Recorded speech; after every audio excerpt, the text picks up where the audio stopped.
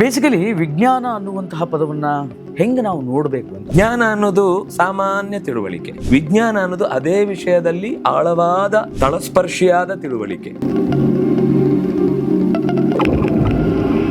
ಕಣ್ಣಿಗೆ ಕಾಣುವುದನ್ನ ಮಾತ್ರ ನಾವು ವಿಜ್ಞಾನ ಅಂತ ಕನ್ಸಿಡರ್ ಮಾಡಬೇಕಾ, ಅಥವಾ ಆ ಎಕ್ಸ್ಟ್ರೀಮ್ ಸತ್ಯ ಇರುತ್ತಲ್ಲ ಅದನ್ನು ವಿಜ್ಞಾನ ಅಂತ ಕನ್ಸಿಡರ್ ಮಾಡಬೇಕು? ನಿಜವಾಗ್ಲೂ ಋಷಿ ವಿಜ್ಞಾನಿ. ಯಾವುದೇ ಒಂದು ವಿಷಯದ ಬಗ್ಗೆ ಆಳವಾದ ತಿಳುವಳಿಕೆ ಹೊಂದುವುದೇ ವಿಜ್ಞಾನ. ಈಗ ರೇಡಿಯೋ ಇದು ಗೊತ್ತಿದೆ, ಇದು ಜ್ಞಾನ. ರೇಡಿಯೋ ಹಾಳಾಯ್ತು ಅಥವಾ ಭಾರಿ ಉಮೇದಿನಿಂದ ಎಲ್ಲ ಸ್ಕ್ರೂ ಬಿಚ್ಚಿದ, ರಿಪೇರಿ ಮಾಡೋಣ ಅಂತ ವಾಪಸ್ ಸೇರಿಸ್ಲಿಕ್ಕೆ ಬರ್ಲಿಲ್ಲ ಅಂದ್ರೆ ಅದು ವಿಜ್ಞಾನ ಇಲ್ಲ ಅಂತ ಅರ್ಥ. ಬಿಡಿಸ್ಲಿಕ್ಕೆ ಜ್ಞಾನ ಸಾಕು, ಸೇರಿಸ್ಲಿಕ್ಕೆ ವಿಜ್ಞಾನ ಬೇಕು.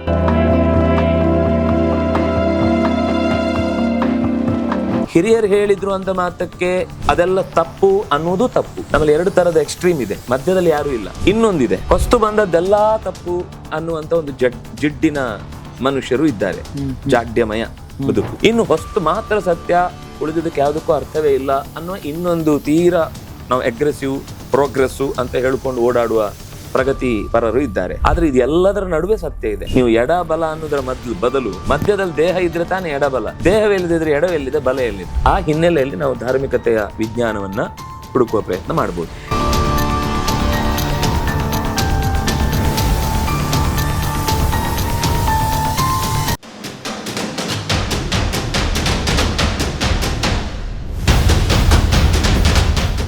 ಹಾಯ್, ಹಲೋ, ನಮಸ್ಕಾರ. Welcome to beyond limits. ನಾನು ಶ್ರೀನಿವಾಸ್ ವೈದ್ಯ.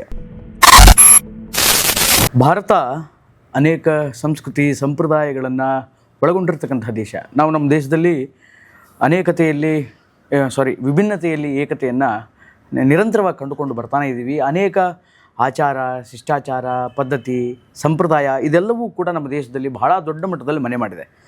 ಆದರೆ ಒಂದು ದುರ್ದೈವ ಏನು ಅಂತಂದರೆ, ಕಾಲಕ್ಕೆ ದಿನಗಳು ಉರುಳದಂತೆಲ್ಲ ನಮ್ಮ ಹಿರಿಯರು, ನಮ್ಮ ಪ್ರಾಚೀನರು ಹಾಕಿಕೊಟ್ಟಂಥ ಸಂಪ್ರದಾಯದ ಉದ್ದೇಶವನ್ನು ಮತ್ತು ಆ ಸಂಪ್ರದಾಯದ ಹಿಂದಿರ್ತಕ್ಕಂಥ ಹಿನ್ನೆಲೆಯನ್ನು ನಾವು ಮರಿತಾ ಇದ್ದೀವಿ. ಅಂದರೆ ನಾವು ಏನೇ ಆಚರಣೆಗಳು ಮಾಡಿದರೂ ಕೂಡ ಅದರ ಹಿಂದೆ ಒಂದು ವೈಜ್ಞಾನಿಕ ಹಿನ್ನೆಲೆ ಇದೆ, ಒಂದು ಸೈನ್ಸ್ ಇದೆ ಅನ್ನುವಂತಹ ವಿಚಾರವನ್ನು ನಾವು ಕಾಲಕ್ರಮೇಣ ಮರಿತಾ ಬರ್ತಾನೇ ಇದ್ದೀವಿ. ಇವತ್ತು ಆ ವಿಚಾರದ ಬಗ್ಗೆ, ಅಂದರೆ ನಮ್ಮ ಧಾರ್ಮಿಕತೆಯ ಹಿಂದೆ ವಿಜ್ಞಾನ ಅನ್ನೋದು ಅಡಕವಾಗಿದೆ ಅನ್ನುವಂತಹ ಒಂದು ವಿಚಾರದ ಮೇಲೆ ಇವತ್ತು ಈ ಪಾಡ್ಕಾಸ್ಟನ್ನು ಹಮ್ಮಿಕೊಂಡಿದ್ದೀನಿ.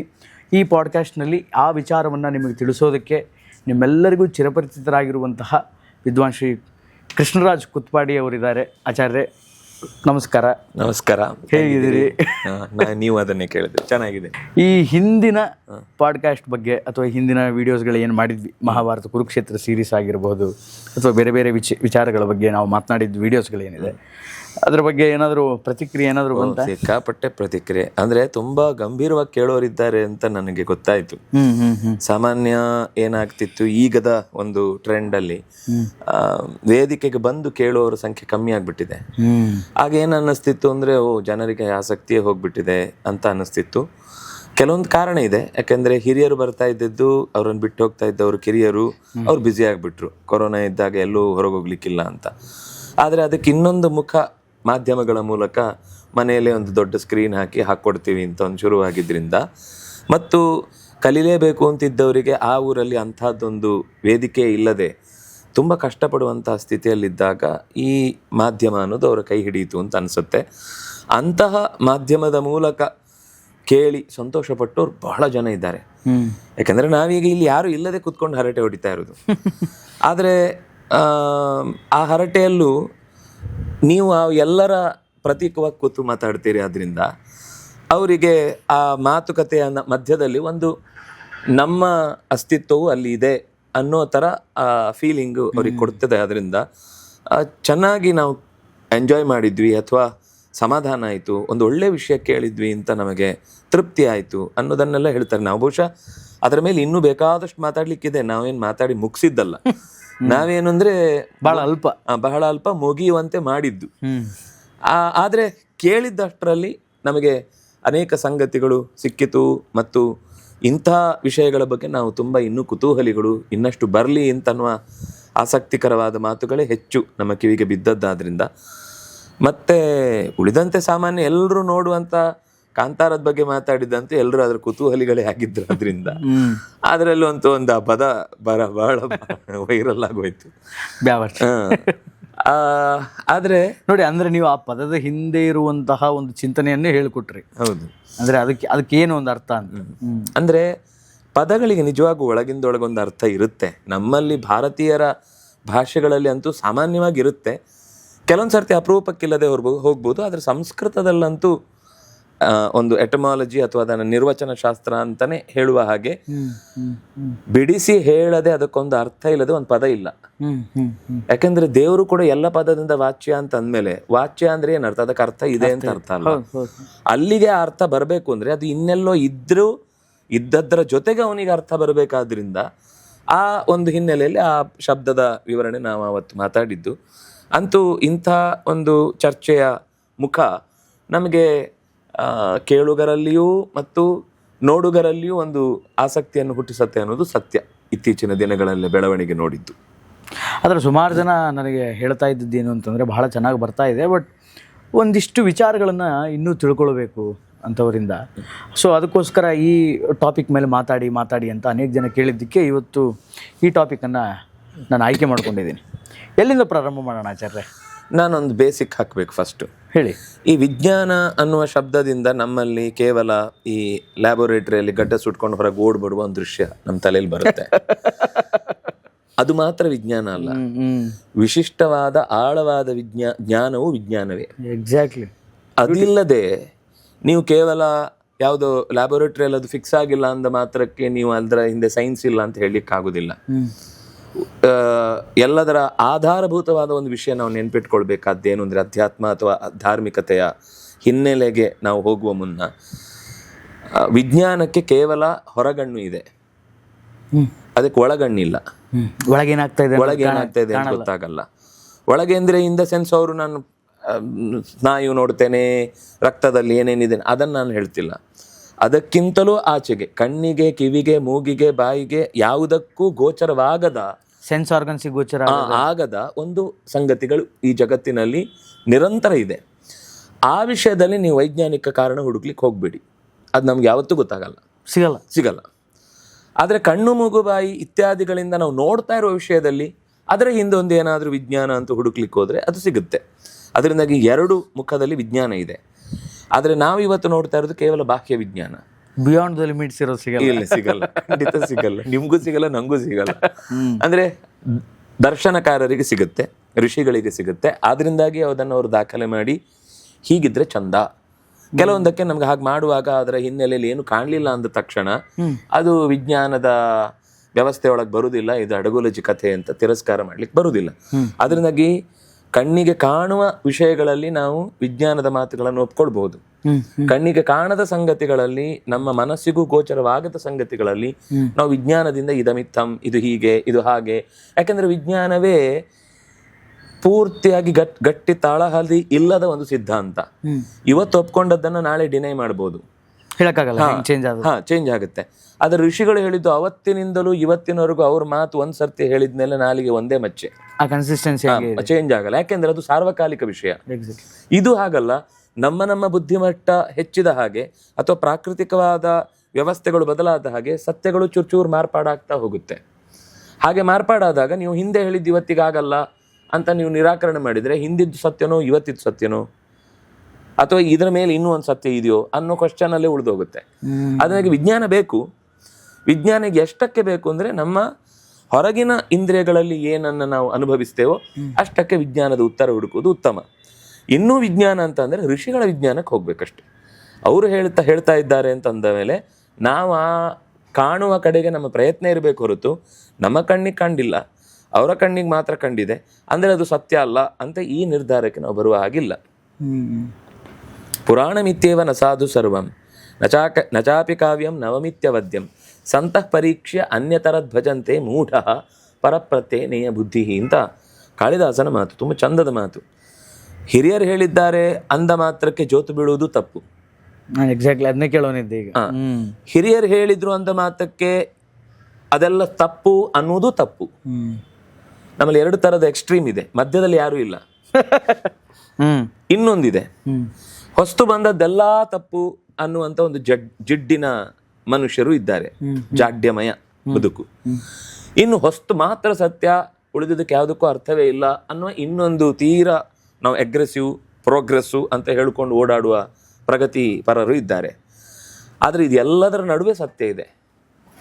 ನೀವು ಎಡ ಬಲ ಅನ್ನೋದರ ಬದಲು ಮಧ್ಯದಲ್ಲಿ ದೇಹ ಇದ್ರೆ ತಾನೇ ಎಡಬಲ, ದೇಹವೆಲ್ಲಿದ್ರೆ ಎಡವೆಲ್ಲಿದೆ, ಬಲ ಎಲ್ಲಿದೆ, ಮಧ್ಯನೇ ಸತ್ಯ.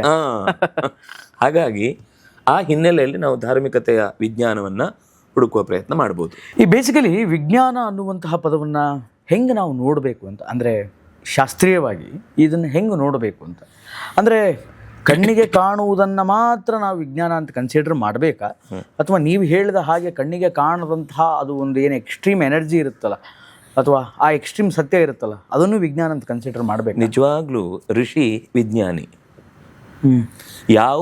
ಯಾವುದೇ ಒಂದು ವಿಷಯದ ಬಗ್ಗೆ ಆಳವಾದ ತಿಳುವಳಿಕೆ ಹೊಂದುವುದೇ ವಿಜ್ಞಾನ. ಈಗ ರೇಡಿಯೋ ಇದು ಗೊತ್ತಿದೆ, ಇದು ಜ್ಞಾನ. ರೇಡಿಯೋ ಹಾಳಾಯಿತು ಅಥವಾ ಭಾರಿ ಉಮೇದಿನಿಂದ ಎಲ್ಲ ಸ್ಕ್ರೂ ಬಿಚ್ಚಿದ, ರಿಪೇರಿ ಮಾಡೋಣ ಅಂತ ವಾಪಸ್ ಸೇರಿಸ್ಲಿಕ್ಕೆ ಬರಲಿಲ್ಲ ಅಂದರೆ ಅದು ವಿಜ್ಞಾನ ಇಲ್ಲ ಅಂತ ಅರ್ಥ. ಬಿಡಿಸ್ಲಿಕ್ಕೆ ಜ್ಞಾನ ಸಾಕು, ಸೇರಿಸ್ಲಿಕ್ಕೆ ವಿಜ್ಞಾನ ಬೇಕು. ಹಾಗಾಗಿ ಜ್ಞಾನ ಅನ್ನೋದು ಸಾಮಾನ್ಯ ತಿಳುವಳಿಕೆ, ವಿಜ್ಞಾನ ಅನ್ನೋದು ಅದೇ ವಿಷಯದಲ್ಲಿ ಆಳವಾದ ತಳಸ್ಪರ್ಶಿಯಾದ ತಿಳುವಳಿಕೆ. ಹಾಗಾದ್ರೆ ಜ್ಞಾನದ ಕೊಂಬೆ ವಿಜ್ಞಾನ ಅಂತ ಹೇಳ್ಬೋದಾ? ಖಂಡಿತ. ಅದರ ಎಕ್ಸ್ಟ್ರೀಮ್ ಅದು, ಅಥವಾ ಅದರ ಇನ್ನಷ್ಟು ಆಳವಾದ ಬೇರದು. ಜ್ಞಾನ ಕಾಣುತ್ತೆ ಮರ, ವಿಜ್ಞಾನ ಕಾಣಲ್ಲ. ಒಳಗಿನ ಜೀವ, ಅದು ಬೇರು. ಜೀವ ಅನ್ನುವುದು ಒಳಗೆ ನೆಲದ ಅಡಿಯಲ್ಲಿ ಇರುತ್ತೆ.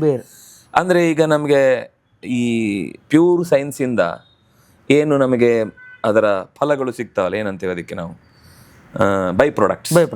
ಈ ಬೈ ಪ್ರಾಡಕ್ಟ್ಸ್ ಅನ್ನೋದನ್ನು ನಾವು ಇವತ್ತು ಸೈನ್ಸ್ ಅಂದ್ಕೊಂಡಿದ್ದೀವಿ. ವಸ್ತುತ ಅದಲ್ಲ ಸೈನ್ಸ್. ಸೈನ್ಸ್ ಅನ್ನೋದು ಪ್ಯೂರ್ ಸೈನ್ಸ್, ಅದು ಕಾಣೋದೇ ಇಲ್ಲ ಯಾವತ್ತು. ಸೇಮ್ ಅಧ್ಯಾತ್ಮದಲ್ಲೂ ಹಾಗೇನೆ. ಇವತ್ತು ನಾವು ಹೊರಗಡೆಯಿಂದ ಮಾಡುವ ಆಚರಣೆಗಳೆಲ್ಲ ಬೈ ಪ್ರಾಡಕ್ಟ್ಸ್. ಆದರೆ ಅದರ ಸೈನ್ಸು ಅರಿವಿನಲ್ಲಿದೆ, ತಿಳಿವಿನಲ್ಲಿದೆ. ಅದನ್ನು ಅನುಷ್ಠಾನ ಮಾಡಬೇಕಾದಾಗ ನಮಗಿರಬೇಕಾದ ಎಚ್ಚರದಲ್ಲಿದೆ. ಆದರೆ ಇವತ್ತೇನಾಗಿದೆ ಅಂದರೆ ಅದು ಕಣ್ಣು ಮುಚ್ಚಿ ಕೂತ್ರೆ ಧ್ಯಾನ ಅಂತ ಅನ್ನೋ ಸ್ಥಿತಿಗೆ ಬಂದು ನಿಂತಿದೆ. ಅದರಿಂದಾಗಿ ಧ್ಯಾನದಲ್ಲಿ ನಿಜವಾಗಿ ಏನಾಗ್ತಿದೆ ಅನ್ನೋದ್ರ ಬಗ್ಗೆ ತಲೆ ಇಲ್ಲ. ಒಂದು ಸ್ವಲ್ಪ ಬ್ಲರ್ ಆದ ಲೈಟ್ಗಳನ್ನು ಹಾಕಿ, ಒಂದು ಲೈಟ್ ಮ್ಯೂಸಿಕ್ ಹಾಕಿ, ಒಂದು 2 ನಿಮಿಷ ಕೂತ್ಕೊಂಡು ಓಂ ಅಂತ ಹೇಳಿ ಮುಗಿಸಿದ್ರೆ ಧ್ಯಾನ ಆಯಿತು ಅಂತ ಅಂದ್ಕೊಂಡಿದ್ವಿ.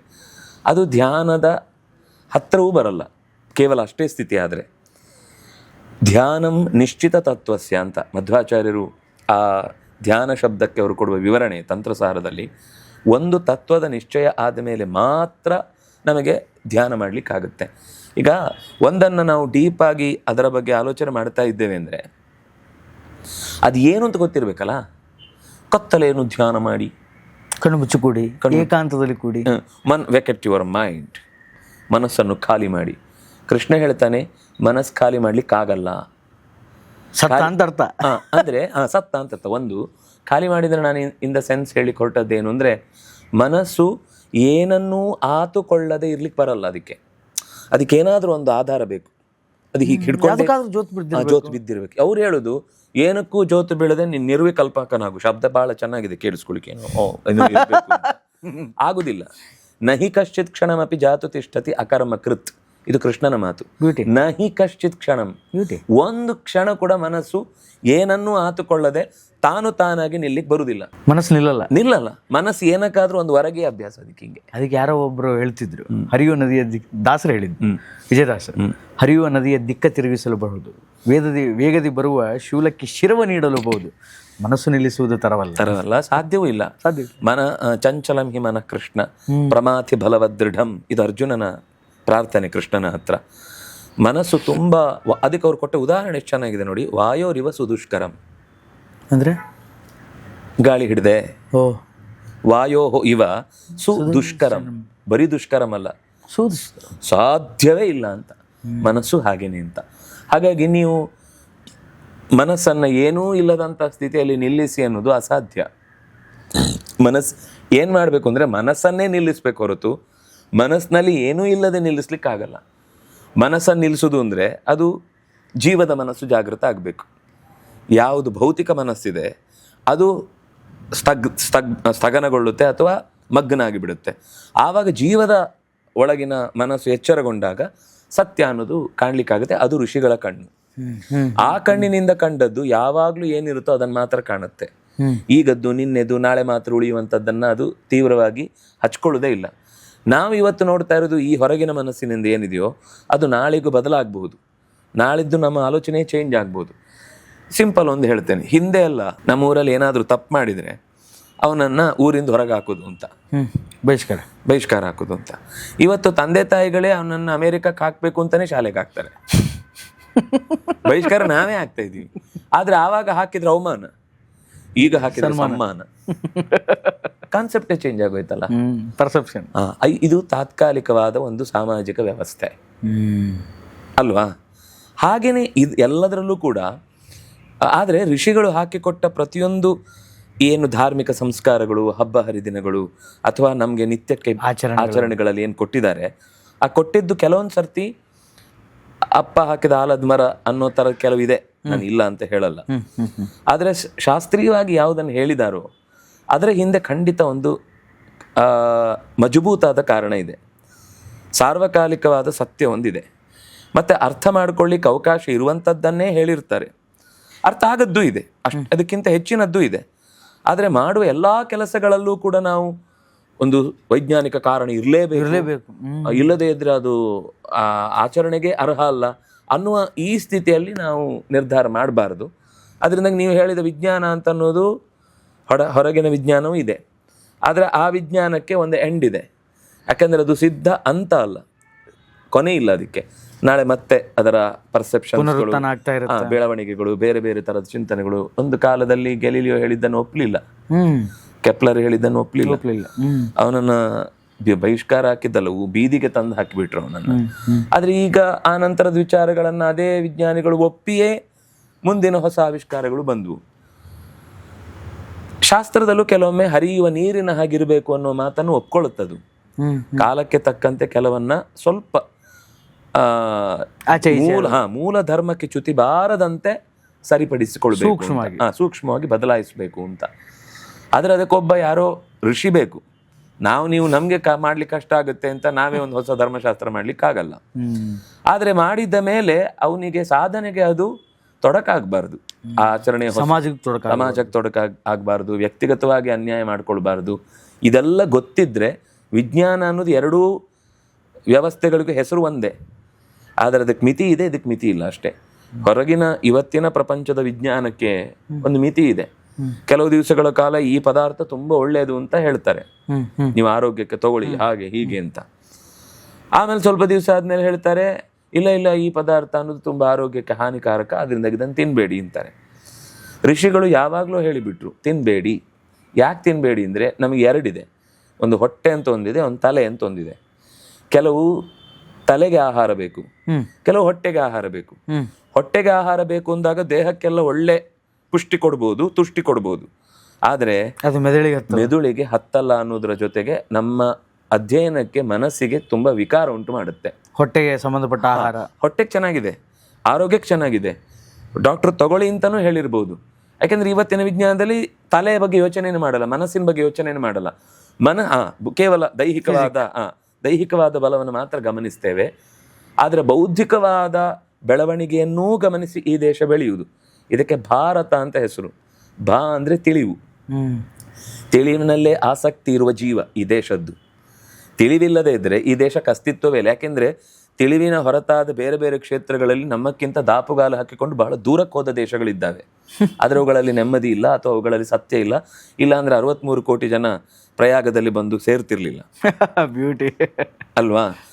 ಕೇವಲ ನಮ್ಮ ದೇಶದವರಲ್ಲ, ದೇಶಾಂತರಗಳಿಂದ ಬಂದು ಯಾಕೆ ಬಂದ್ರು? ಯಾವ್ದಾದ್ರು ನಮ್ಮವರು ಟೂರಿಗೆ ಹೋಗ್ತಾರೆ ಅಥವಾ ಏನೋ ಒಂದು ಆ ದೇಶದ ಒಂದಿಷ್ಟು ಸೌಂದರ್ಯವನ್ನು ಆಸ್ವಾದಿಸ್ಲಿಕ್ಕೆ ಹೋಗ್ತಾರೆ, ಬಿಟ್ರೆ ಪುಣ್ಯಕ್ಕಾಗಿ ಬೇರೆ ಯಾವುದಾದ್ರೂ ದೇಶ. ವಸ್ತುತ ನಮ್ಮ ದೇಶಕ್ಕಿಂತ ಉದ್ದವಾದ ನದಿನೇ ಇಲ್ಲ ನಮ್ಮ ದೇಶದಲ್ಲಿರುವ ಗಂಗೆಗಿಂತ. ನಮ್ಮ ದೇಶದಲ್ಲೂ ಗಂಗೆಗಿಂತ ಅಮೆಜಾನ್ ಅಗಲವಾದ ನದಿ. ಆದ್ರೆ ಅಲ್ಲಿ ಹೋಗಿ ಪುಣ್ಯ ಬರುತ್ತೆ ಅಥವಾ ಅಲ್ಲಿ ಒಂದು ವಿಶೇಷವಾದ ಕುಂಭಮೇಳ ಏನಾದ್ರು ಮಾಡೋಣ, ಇಲ್ಲ, ಆಗುದಿಲ್ಲ ಅದು. ಯಾಕಂದ್ರೆ ಅದು ಇಲ್ಲಿಯದ್ದೇ ಒಂದು ಎಕ್ಸ್ಕ್ಲೂಸಿವ್ ಕ್ವಾಲಿಟಿ ಈ ದೇಶದ ತಿಳುವಳಿಕೆ. ಆ ಭಾರತ ಹೇಳುವಾಗ ಎಷ್ಟು ಭಾರ ಇದೆ. ಆ ಹೊಸ ನಾವೇನೋ ಅದು ಸಿಕ್ಕಿಸಿಕೊಂಡ ಹೆಸರಿನಲ್ಲಿ ಖುಷಿನೇ ಇಲ್ಲ. ಅದು ಕೊನೆಗೆ ಬೇರೆ ಯಾವುದೋ ಒಂದು ಪಂಗಡ ಪಕ್ಷ ಆಗಿ ಕೂತ್ಬಿಡುತ್ತೆ ಕೊನೆಗಷ್ಟೇ, ಅಲ್ವಾ? ಹಾಗಾಗಿ ಜ್ಞಾನ ಮತ್ತು ವಿಜ್ಞಾನ ಒಂದೇ ದಾರಿಯ ಒಂದು ಆಳ ಮತ್ತು ಮೇಲಿನ ಲೇಯರ್. ಮೇರೆ ಕಾಣುವುದು ಜ್ಞಾನ, ಅದರ ಆಳ ಕೇಳಿದ್ರೆ ಸಿಗುವ ಮುತ್ತು ರತ್ನಗಳೆಲ್ಲ ವಿಜ್ಞಾನ. ಈ ಹಿನ್ನೆಲೆಯಲ್ಲಿ ನಾವು ಧಾರ್ಮಿಕತೆಯ ವ್ಯವಸ್ಥೆಯನ್ನು ಆಲೋಚನೆ ಮಾಡಬೇಕಾಗುತ್ತೆ. ಅದರಿಂದ ಯಂತ್ರ ಏನಿದ್ರು ಕೂಡ ನಾವೇನು ಪ್ರೋಗ್ರಾಮ್ ಬರೆದಿದ್ದೇವೆ ಅಷ್ಟೇ ಕೆಲಸ ಮಾಡುತ್ತೆ, ಅದಕ್ಕೆ ಭಾವನೆ ಇಲ್ಲ. ಅಲ್ಲಿಗೆ ನಿಂತೋಗುತ್ತೆ ವಿಜ್ಞಾನ. ಅಲ್ಲಿಗೆ ಒಂದು ಹಂತಕ್ಕೆ ವಿಜ್ಞಾನದ ವ್ಯಾಪ್ತಿ ನಿಂತೋಗುತ್ತೆ. ನಾನು ಇವತ್ತಿನ ವಿಜ್ಞಾನದ ಹೇಳ್ತೇನೆ, ಅದರ ಋಷಿಗಳ ವಿಜ್ಞಾನ ಮತ್ತು ಕೆಲಸ ಮಾಡುತ್ತೆ. ಅದೇ ನೀವು ಹೇಳಿದ ಹಾಗೆ ಅಲ್ಲಿ ಗಂಗೆ ಯಮುನೆ ಎಲ್ಲಾ ನದಿ ಸಾರ್ಧ ತ್ರಿಕೋಟಿ ನದ್ಯಭಿಮಾನಿ ದೇವತೆಗಳು ನಮಗೆ ಕಾಣಿಸ್ತಾರೆ. ಕಾಣಿಸೋದ್ರಿಂದ ಮನಸ್ಸಿಗೆ ಹೊರಗಡೆಯಿಂದ ಯಾವ ಸೋಪು ಇಲ್ಲ ಕ್ಲೀನ್ ಮಾಡಲಿಕ್ಕೆ. ಆದ್ರೆ ಇದನ್ನ ನೆನೆಸಿ ನಾವು ಸ್ನಾನ ಮಾಡಿದ್ರೆ ಮನಸ್ಸು ಶುದ್ಧ ಆಗುತ್ತೆ. ಆದ ಅನುಭವವನ್ನ ಬಹಳ ಜನ ಹಿರಿಯರು ಹೇಳ್ತಾರೆ. ಅದರಿಂದಾಗಿ ವಿಜ್ಞಾನಕ್ಕೆ ಒಂದು ನಿರಾಕರಣೆ ಮಾಡುವುದನ್ನು ನಾನು ಹೇಳಲಿಲ್ಲ. ಅದರ ಉದ್ದೇಶಗಳು ತಪ್ಪು ಅಥವಾ ಅದರಲ್ಲಿ ತಿಳ್ಕೊಂಡು ಮಾಡಬೇಕಾದ್ರೆ